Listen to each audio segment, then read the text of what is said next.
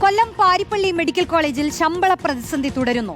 Operation and maintenance വിഭാഗം കരാർ ജീവനക്കാർക്ക് ശമ്പളം ലഭിച്ചിട്ട് 3 മാസമായി. ഇനിയും ശമ്പളം വൈകിയാൽ സംയുക്ത സമരസമിതി രൂപീകരിച്ച് സമരത്തിലേക്ക് നീങ്ങാനാണ് ജീവനക്കാരുടെ തീരുമാനം. സർക്കാർ നൽകാനുള്ള കുടിശ്ശിക വർദ്ധിച്ചതോടെയാണ് കരാർ കമ്പനി ജീവനക്കാരുടെ ശമ്പള വിതരണം നിർത്തിയത്. AV ജയശങ്കർ ചേരുന്നു. ജയശങ്കർ, വലിയ പ്രതിസന്ധിയാണല്ലേ? ഇവരെന്താണ് പറയുന്നത്? ഒരു പരിഹാരമില്ലെങ്കിൽ സമരം എന്നാണല്ലേ?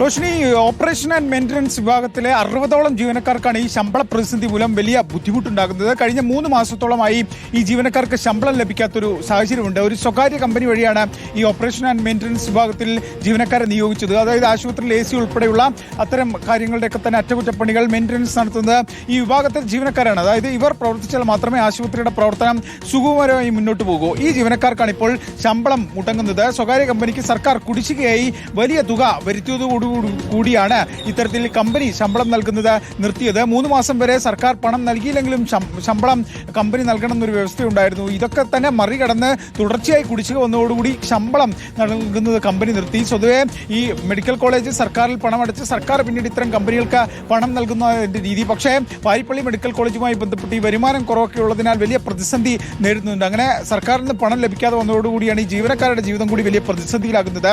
ഈ ഓണം ഉൾപ്പെടെ വരുന്ന ഒരു കാലഘട്ടമാണ്. പിന്നെ കഴിഞ്ഞ കുറേ വർഷങ്ങളായി ജീവനക്കാർക്ക് ഈ ശമ്പള വർധനവിൽ കാര്യമായി ഒന്നും ഉണ്ടാവുകയും ചെയ്തിട്ടില്ല. അതിനിടയിലാണ് ഇപ്പോൾ ശമ്പളം മുടങ്ങുന്ന സാഹചര്യം കൂടി ഉണ്ടായിരിക്കുന്നത്. ഒപ്പം തന്നെ ഇവിടുത്തെ സെക്യൂരിറ്റി ജീവനക്കാർക്കും കഴിഞ്ഞ കുറേ മാസങ്ങളായി ശമ്പളം ലഭിക്കുന്നില്ല. ഈ കാര്യം നമ്മൾ കഴിഞ്ഞ ദിവസം റിപ്പോർട്ട് ചെയ്തിരുന്നു. സമാനമായ രീതിയിൽ സർക്കാരിൽ നിന്ന് ഈ പണം വരാത്തതാണ് ഈ സെക്യൂരിറ്റി ജീവനക്കാരെയും പ്രതിസന്ധിയിൽ. എന്തായാലും കൊല്ലത്തെ ഒരു സർക്കാർ മെഡിക്കൽ കോളേജാണ്, മെഡിക്കൽ കോളേജാണ്. ആ മെഡിക്കൽ കോളേജിലാണ് ഇത്തരത്തിൽ ജീവനക്കാർക്ക് വലിയ പ്രതിസന്ധി നേരിടേണ്ടി വരുന്നത്. ഓണക്കാലമൊക്കെയാണ് വരുന്നത്. അവർക്കും കുടുംബവും കുട്ടികളും ഒക്കെ ഉണ്ട്.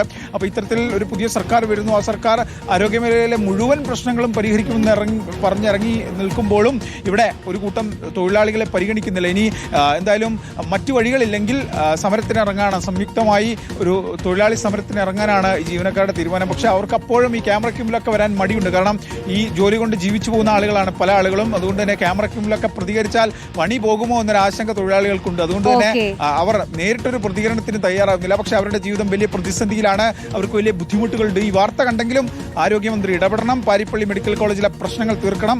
അവിടെ ഒരുപാട് ജീവനക്കാർ, അവരുടെ കുടുംബം ഒക്കെ തന്നെ വലിയ പ്രതിസന്ധിയിലാണ്. റോഷൻ, അതാണ്, ആ ശമ്പളം കിട്ടിയിട്ട് വേണം അവർക്ക് ജീവിക്കാൻ. അതാണ് മുടങ്ങിക്കിടക്കുന്നത്. അപ്പോൾ ഒരു ഇടപെടൽ ഉണ്ടാകണം എന്നുള്ളതാണ് ഉയരുന്ന ആവശ്യം.